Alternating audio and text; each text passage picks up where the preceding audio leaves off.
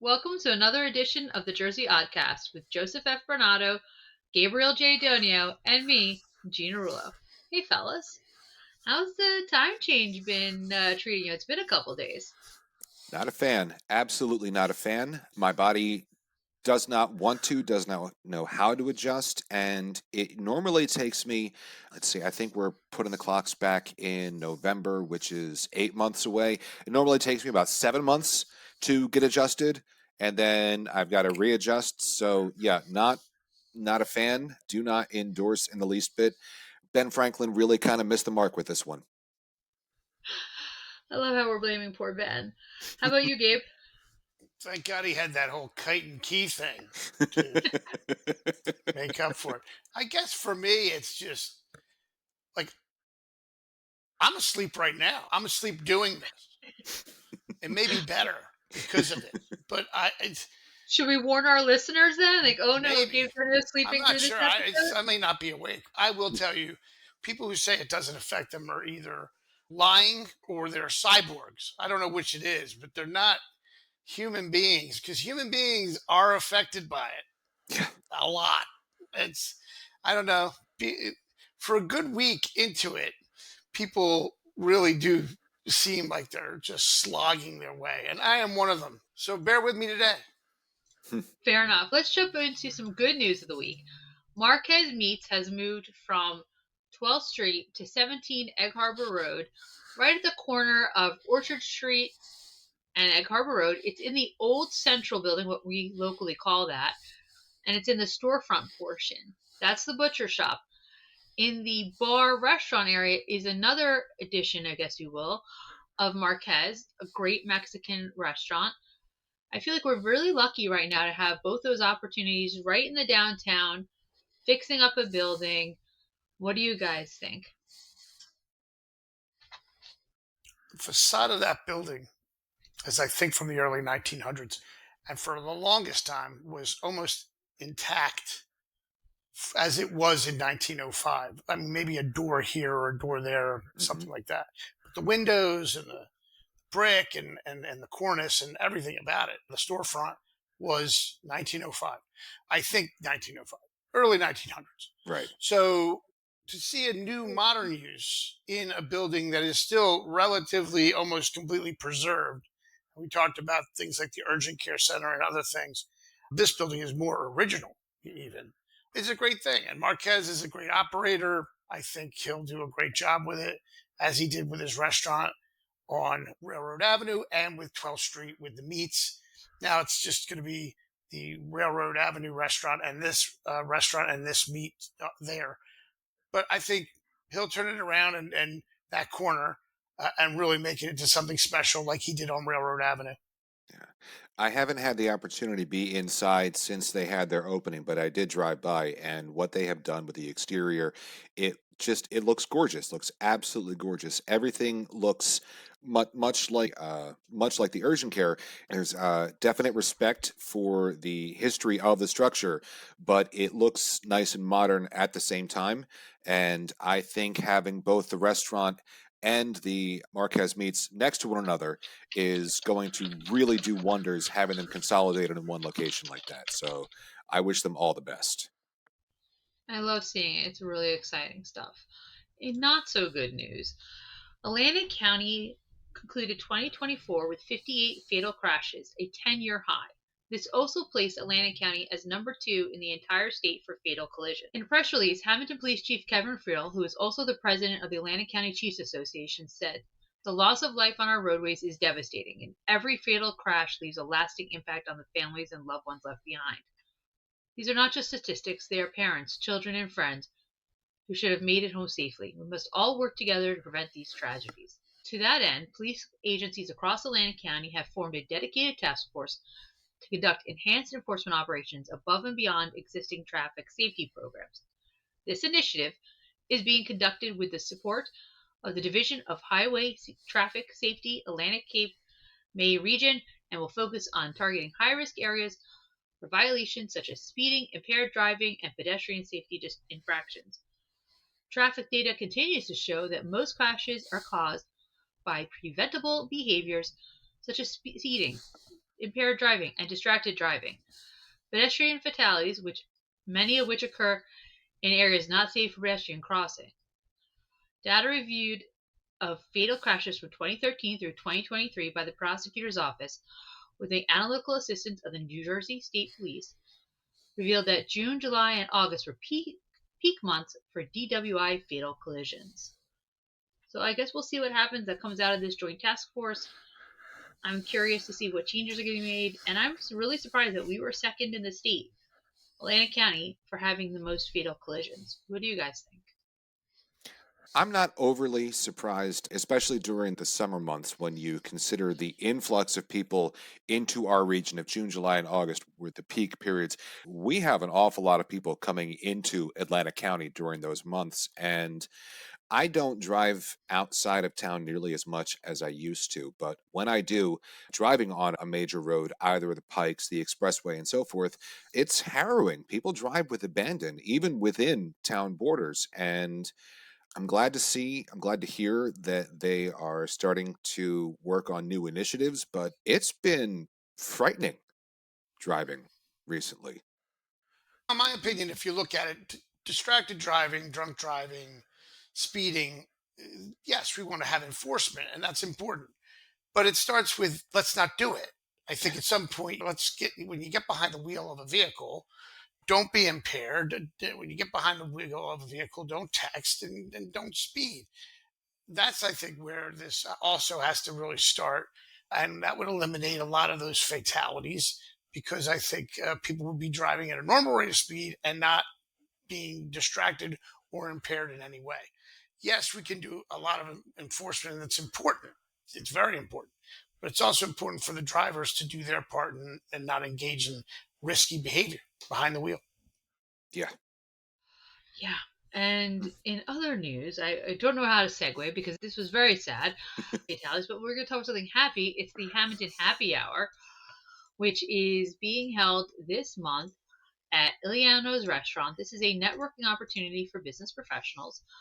It's Thursday, March 13th from 5 to 7 p.m. at Iliano's restaurant. This has been going on for a few years now.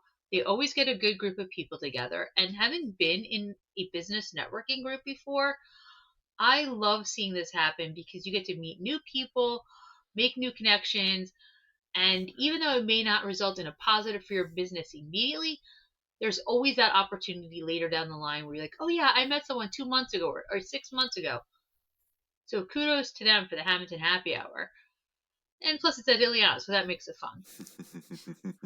And that's a great part of it too. You have a local business that's doing well and is opening itself up to more networking opportunities for other business people. And I think these are the things that they're the lifeblood of the town.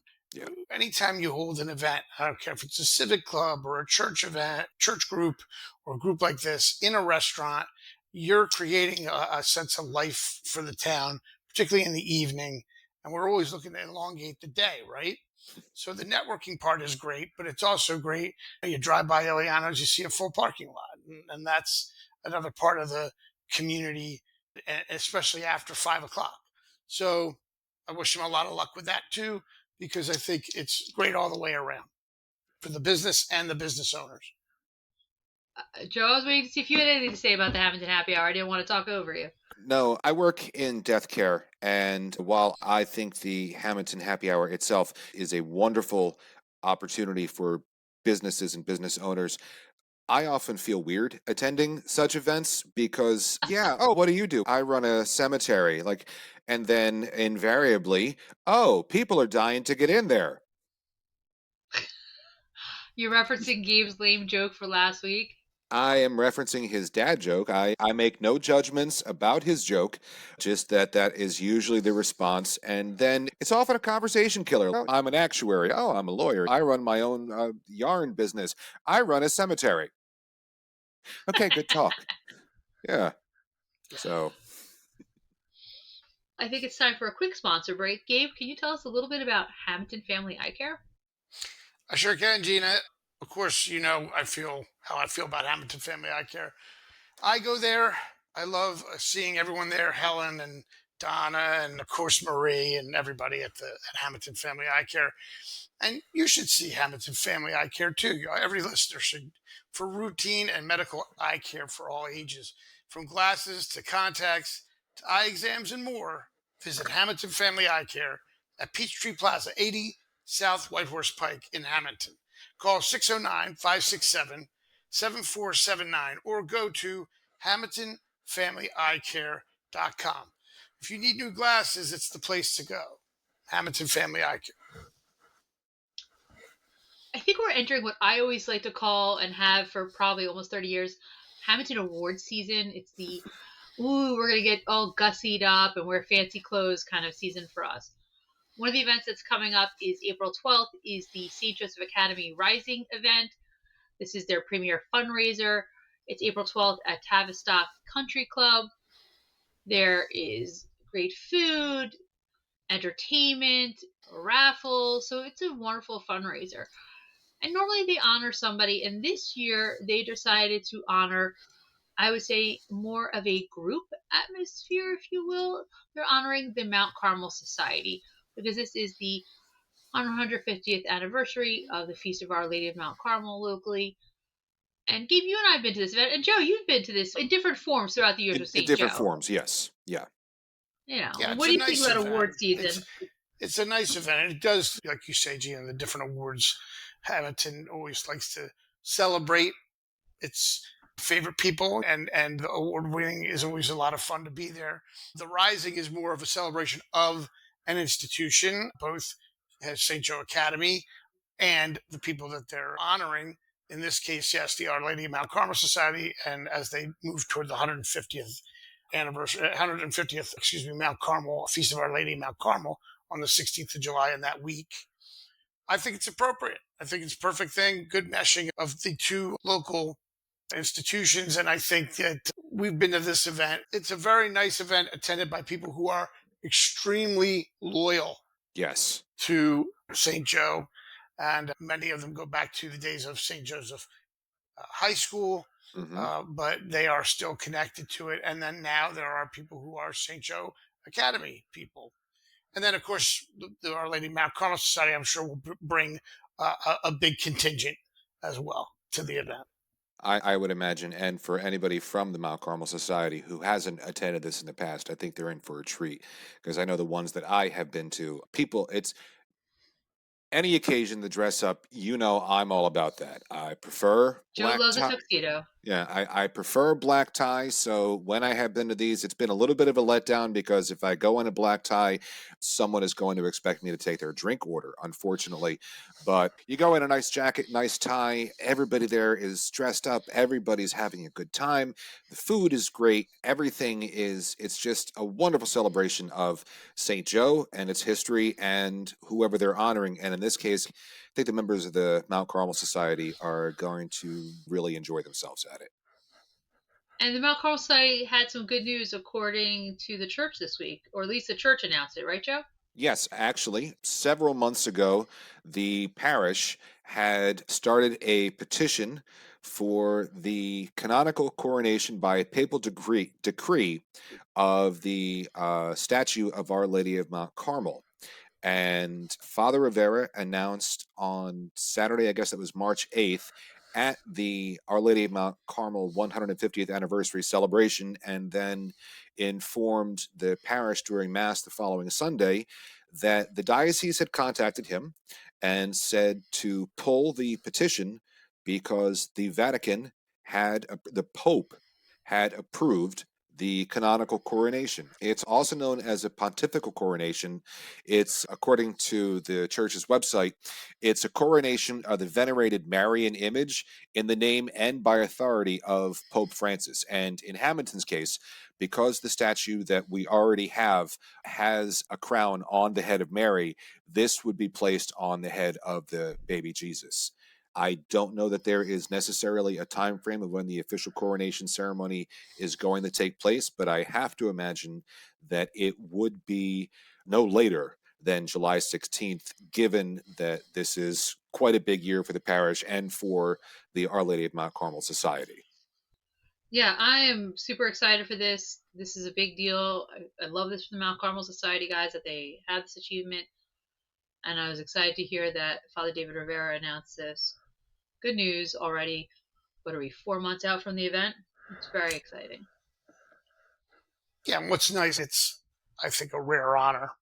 It's not like it's happening everywhere. I think it's a nice thing that we get this distinction in a Oh, year where it's already a distinction for, again, we almost take it for granted, but most communities in America don't have events that span 3 centuries. And I think 150 years across the 1800s, the 1900s, and now the 2000s is pretty remarkable and worthy of this kind of honor.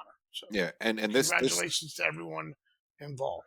this recognition specifically has to be signed off by the Pope himself. It's not, say, you've got your 25th anniversary and you write a letter to the Vatican and you say, Holy Father, can you bless us for our anniversary? And there are a bunch of papers and he just goes down the line and signs them. Or if you go to St. Peter's Square in Rome and everybody receives the papal blessing, the Pope himself actually has to look at and approve. So for that makes it even more special for the parish.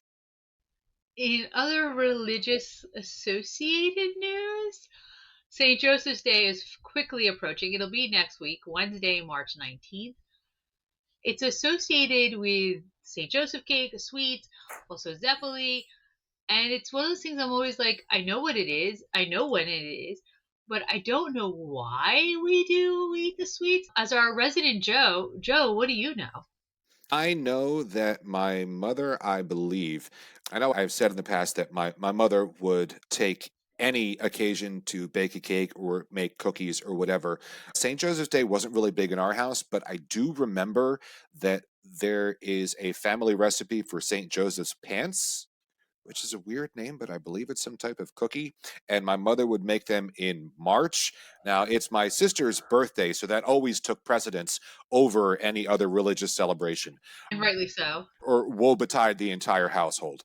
It wasn't big, but again, it was an occasion for cookies, which mom really latched onto. I believe there was some sort of legend about when Joseph was, and please help me along if I massacre this, when they were leaving Egypt, something about pancakes. Gina, do you know more about that? What I've read in a few articles online, and again, who I don't really know, it said that when after Saint Joseph fled to Egypt with Mary and Jesus, he started to sell pancakes to provide for his family, and that's how sweets and desserts like zeppoli came to be associated to his name. Okay. I don't know. And many years later, that's how the International House of Pancakes got started. No, Okay, no, that is completely Gabe Donio that's made up. just a fiction. But I mean, it could have happened that way. I mean, the guy was maybe he went to different countries. I don't know. Well, But a memory for me, though, I will say, if you go back to the 80s when St. Joseph's Church was St. Joseph's Parish, the Palatines were running it for several years. They did have a St. Joseph's Day in honor of the namesake, the parish. And there were a lot of pastries and things. And this was held in, we called it the parish hall or the bingo hall, now torn down, where all those red stands are now in the parking lot. And people would come, and this was an event, and it was held on that day.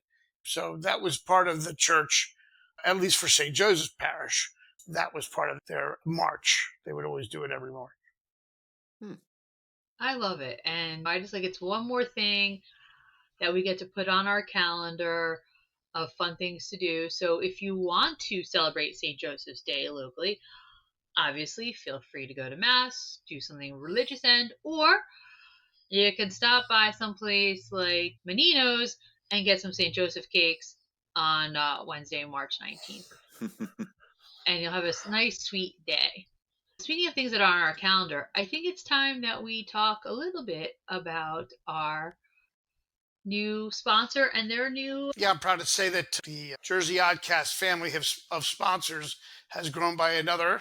Rocco's Townhouse here in Hammonton has joined the sponsors, and they're going to be sponsoring our community calendar every week as we go through that. And Gina will have more on that, I'm sure. I just want to say about Rocco's that Rocco's Townhouse prides itself on being a spot where everyone can meet and eat delicious appetizers, entrees, burgers, and more, along with a full bar and plenty of craft beers on tap. So remember, everyone meets at the Townhouse, 21 North 3rd Street in Hammonton. Call them at 609-561-9384 or visit roccostownhouse.com. Come to Rocco's Townhouse before heading to Hammonton High School's performance of Little Shop of Horrors, March 13th, 14th, and 15th at 7 p.m. at Hammonton High School. Tickets are available online. Other notable events this weekend include March 14th, also known as Pie Day, will feature a pie eating contest at the Berlin Farmers Market. This will begin at 4:30 p.m. on Friday, March 14th at the outside pavilion at the Berlin Farmers Market. Also, the Sons of Italy will be hosting their own St. Patrick's Day Festival. It's their second annual event, Saturday, March 15th, starting at 2 p.m. at their clubhouse, just down 3rd Street from Rocco's Townhouse. And also, Replay Con invades South Jersey on March 15th at the American Legion Post 186 at the corner of French Street and Egg Harbor Road. This nostalgic event begins at 9 a.m. So please check it out and be sure to check out Rocco's Townhouse. There's an interesting event coming up also on down Egg Harbor Road. I feel like we're spending a lot of time on Egg Harbor Road in this episode. But there's going to be something called Coffee with a Vet. And that is happening on March 21st, which is a Friday. It's called Coffee with a Vet and Conversation. Coffee, conversation, light refreshments, and information about veterans' benefits will be discussed. Everyone is invited to come. It's a free event. This is being held at the Scaltrito Castone Disabled American Veterans, chapter number 66, on Egg Harbor Road, 446 South Egg Harbor Road, on Friday, March 21st, from 9:30 a.m. to 1:30 p.m. And they put that in military time, so I just had to translate it in my head. Everyone is invited to come out. I think this is a neat idea, something different. I don't know that I've seen this before, but it's being sponsored by chapter number 66, DAV and DAVA. Yeah, I agree with you. I've seen Coffee with a Cop, but I don't know that I've seen Coffee with a Vet, at least insofar as our area. So I think this is a real nice idea. And like coffee, so I'm automatically all You're about it for it. anyway. So Coffee yeah, Joe is there. I'm You're for for it. Yeah. And it brings generations together and different people from different backgrounds. It's a nice thing. Let's talk for a few minutes about defunct restaurants. Restaurants that were once there, that we used to love going to, and maybe they sold, they closed, whatever happened. We're not spring chickens anymore, so we've seen a few come and go. Gabe, what are your thoughts? I have a little list I put together here. Of, I am sure you do. Yeah. I'll start, obviously, with my own family. My grandparents, Frank Chateau Balazzo and Ida Balazzo, had Chateau Balaz, which is torn down now, but was at the corner of Fairview Avenue and the White Horse Pike for, I'd say, at least a decade and a half, maybe longer. My mother will correct that. But I think that they had a lot of success there. And then it sold, and it went on for some years after it sold in the early 70s. A lot of people do remember Chateau Balaz. They talk about the salad, they talk about the Ville Fromage, they talk about different things and the people who were always there. And it was always packed. Tony's Custard, another one. Tony's Custard out there on 12th Street, Route 54. Tremendous following for Eddie and Tony Marinelli for many years. Their spaghetti nights. Yeah. So good, those pasta Remember nights. that? You guys remember that place, of course, right? Oh yeah, yeah. At the Cranberry Queen salad. Yep, that was later, but yeah, that was named after Kathleen DeMarco for her book. That was a great salad. I don't know that I ever would have even thought of getting a salad there. You see a road sign saying like Tony's. I'm burgers and custard, absolutely. Salad, I don't know. It seems it just doesn't seem right. It was you later. You didn't feel bad about having the custard because you just had a salad. Right, exactly. I guess. The Grand, a more recent one, I thought that I always enjoyed General Chow's chicken and all that. and no longer with us. Since we talked about it, the Central Cafe and its famous square pizza that everybody raves about, a little bit before our time, but it was definitely a big one. Celadoro. This was in the middle of, like, on Bellevue Avenue, in the block between Second and Egg Harbor Road. Where Dance Explosion is? Yeah. The Hop Diner on Railroad Avenue, Cafe Bocella, which is now Marquez on Egg Harbor Road. Trina's. Trina Scipione. 3 different locations in my memory, like the 3rd Street Deli or whatever on 3rd Street, and then back there later, that location, and then a small location on Bellevue Avenue. Exit 28, exit 28. And then a bigger location where Bellevue Bagel Cafe is now, and then a brief sojourn onto Central. Actually, so it's 4 locations. 4. Yeah. But her chicken sandwiches. Her iced tea. Her iced tea. Her meatballs were the best, I think. They were huge. They were just the best I've ever had, either in a restaurant or in somebody's house. And that's saying something. They were just extraordinary. Yep. And then just a few from out of town that come to mind. But before we're out of town, fast food. Stewart's Root Beer, which is still in business, but not as a Stewart's Root Beer. We'll come to that later in the show. Wendy's twice. AFC, Burger Chef, which is now Nino's. And it's been Nino's for a very long time. 40 years. Yeah, 40 years, yeah. Long time. But Burger Chef I throw in there because I remember that sign was there, home of the 5-cent hamburger, for like, it was up for years after the place went out of business. Big, huge sign, huge, on the White Horse Pike. And then I think the actual pier for the Nino's sign is still that sign. But from I think so. Burger Chef. And then the last is slightly out of town, and I'll hear any from you guys.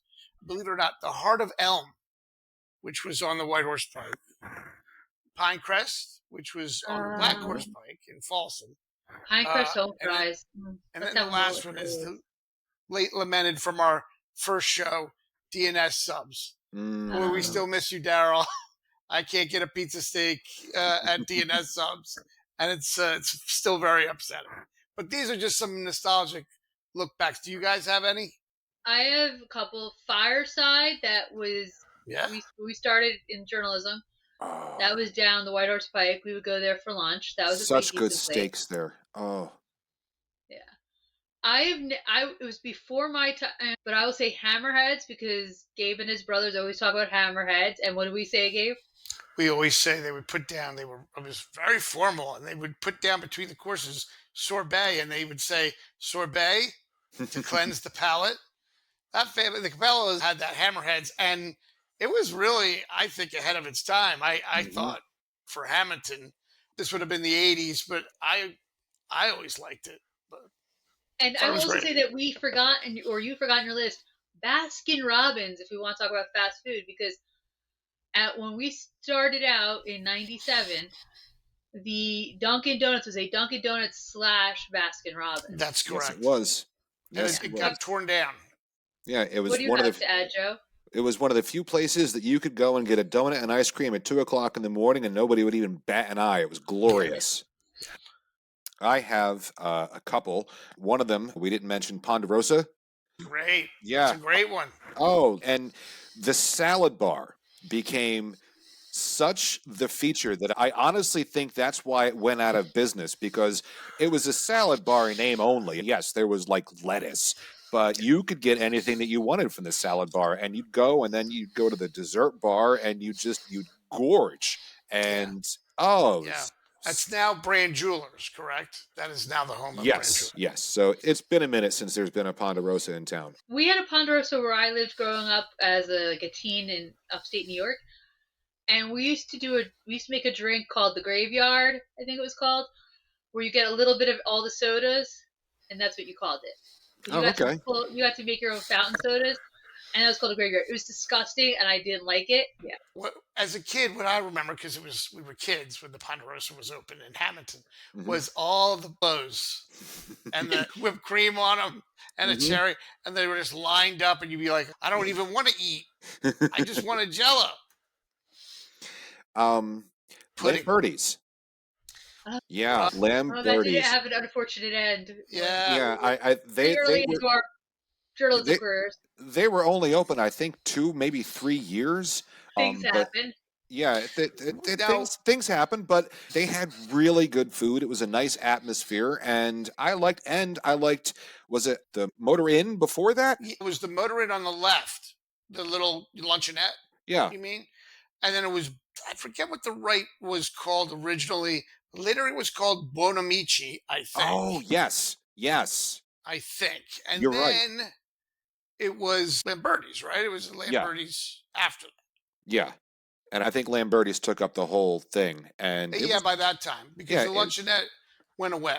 I don't think the luncheonette could really compete for whatever reason. But No. the whole thing was a strange facility. How about the bagel place that used to be in Broadway Plaza, Capital Bagels? Oh. Capital Bagels. Don Bernardo. That, I believe it was, when was it Hammonton Bagel Cafe? What was it when Don Bernardo had it? I think it was Capital Bagels first, then Hammonton Bagel Cafe when Don had it. I think. Don Bernardo. That was a fun place. Well, that was great. They made their own bagels. Yeah. Yeah, Don was a lot of fun. Yeah. Oh my gosh. And the last one that I remember, do you guys remember Fondacaro's on the White Horse Pike in Mullica? Devonshire. Yeah, it was Devonshire Inn. Yeah, that's it. They used to make a shrimp and broccoli over linguine, which is one of my go-to dishes wherever I go. I either get that or spaghetti and meatballs. And it was just absolutely, Now, if you're going to go there, and geographically, not so much the food, but there geographically, then we have to say on the way there, I think it was on the way there or it was after, Billy's Oak Grove. Billy's Oak Grove Tavern, yes. With the burgers Mm-hmm. that they had, and it makes me want to have a burger right now. But that we ate there, and you used to go there a few times. You used to go there. Yeah. That was the only restaurant I've ever been in where nobody minded that cats were walking all around you. It was just part of the restaurant. Stop. It's weird. They had interesting wallpaper too, wasn't it? Magazine covers or something. Mm-hmm. Yeah. I'm surprised that neither one of you, being South Jersey boys, mentioned Zaber's. That's not before my time. I mean, that's in Hamilton Township. But you guys, especially you, Gabe, have made that be like the end all be all, the Shangri-La of restaurants, if you will. They had a jewel-encrusted llama. You didn't have that at every restaurant. And an arcade. You went up the steps. In the 80s, there was a full arcade. And, of course, they could seat 500 at a shot, which was a pretty big deal. Yeah. And all those Tiffany lamps, the Zaber's. Now it's Chop, right? Isn't it? It was Tom's Garden World. Yes. And now it's Chop. So let's make this our Oddcast poll question of the week, our odd poll of the week. What South Jersey, or specifically Hammonton, restaurant do you miss the most that is no longer here? And let us know why. And bonus points if you have pictures of yourself dining there. Ooh. I'm surprised you don't have any, Joe, of you at some of your favorite places. You're very sentimental. Back when I used to frequent a lot of places was before the invention of the smartphone, and we didn't like taking a whole lot of evidence, and I was too busy eating to worry about whether or not someone's getting a picture of me there. Yeah, and also nothing against Buffalo Wild Wings or Chili's, but it ain't Zaber's. Yeah. Zaber's would come around with a photographer, take a picture, black and white, as a little cardboard thing. You're not going to do that in a restaurant. My cousin has a picture of her parents and my parents at Zaber's in 1975 somewhere. That's right. So all you class. If you can find it, we'll post it on our page. I'll see if I can. Speaking of pictures, Joe, what's going on in New Jersey and filmmaking lately? As I understand it, hot on the heels of the announcement that Spielberg was casting in Cape May County, Robert DeNiro is actually also casting in New Jersey for an upcoming picture through Netflix. No indication where in New Jersey it is, but the film is going to be starting sometime in April. And the name of the film, if you'll bear with me for just one moment, is The Whisper Man, based on the novel, and he's looking for Garden State extras. Again, it doesn't say where in New Jersey, but to be considered, you send an email to whisper@gwcnyc.com with subject line of NJ residents. And what they're looking for is some headshots. They don't want professional headshots, just a regular shot of you and of A your selfie? form. I don't necessarily know if it's a selfie, but they don't want you to have a professional headshot where Okay. the whole nine. But they want to know whether or not you have visible tattoos, if you have transportation, as well as the make, model, and year of your vehicle, and whether or not you're a member of the Screen Actors Guild. And if you are a SAG member, you'll be paid $216 for an 8-hour day. And if you're non-SAG, you'll make $181.50 for a 10-hour day. Again, I'm not sure where in Jersey it's going to be filming, but it is coming up in April, and that's kind of exciting. So Are you going to put yourself in? probably not. No. I will Gabe? live vicariously through others. I need to know more about what the movie's about. Like, what's it about? You're Before gonna you say no visible tattoos, that could go either way. Meaning, we're upset if you don't have them, or we Yeah, want exactly. you to have them. But I guess it's a don't Yeah, have them. they're looking for all kinds of background people, so maybe you don't, or hey, what kind do you have? I don't know. I don't want to attach my name to the project, and then it's something what was I thinking?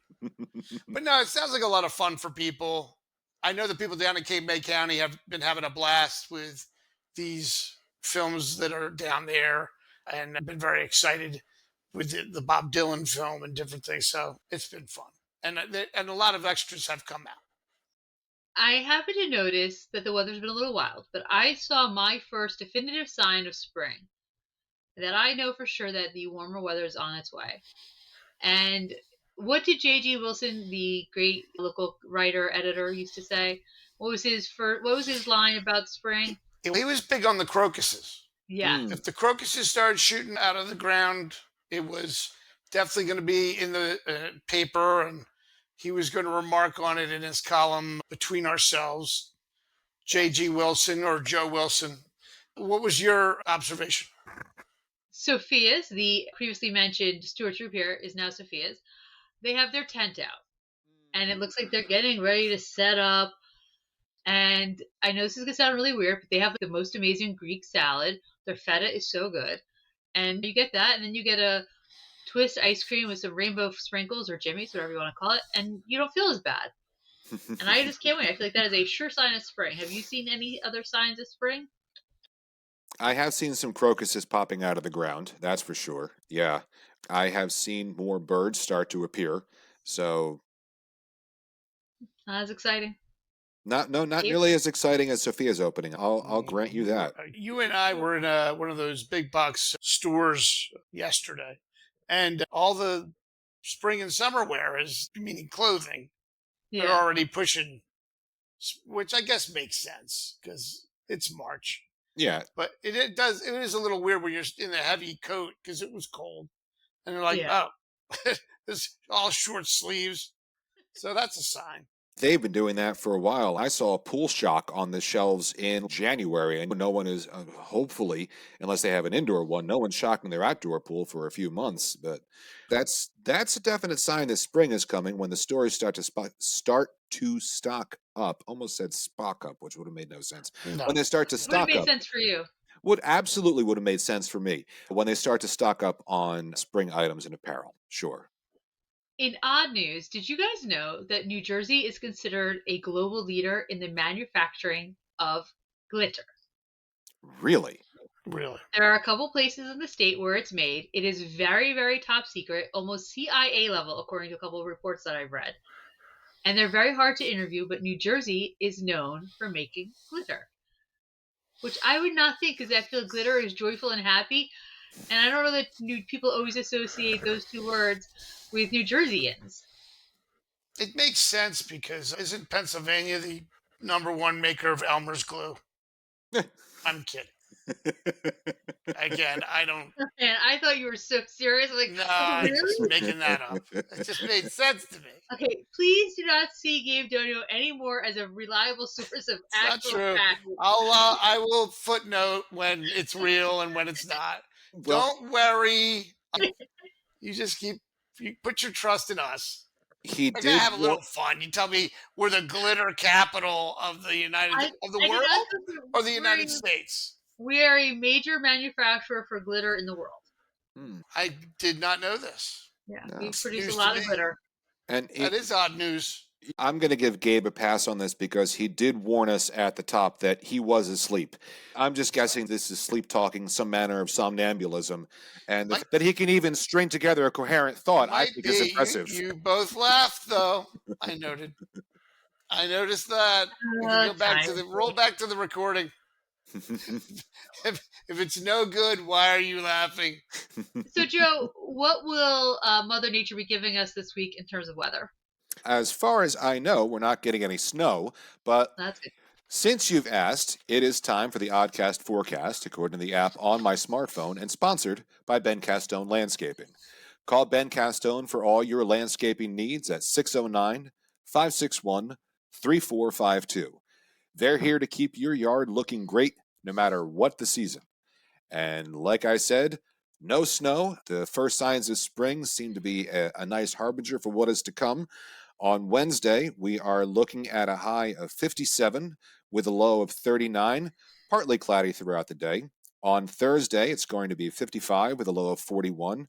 Again, some mixture of sun and clouds, and the sun and clouds will persist into Friday, where the high will be 59 with a low of 43. So nice seasonal temperatures for early March pre-spring. Thanks, Joe. I really appreciate it. This is another fun episode, gentlemen. If people want to find us, where can they find us, Joe? If for more information or for sponsorship opportunities, they can find us on Facebook or Instagram. They can email us at jerseyoddcast@gmail.com or call us at 609 444 6178. Yeah, and you can listen to us on YouTube, Spotify, Podbean, and Apple Podcasts. So thank you, and we'll see everybody next week. Have a great week.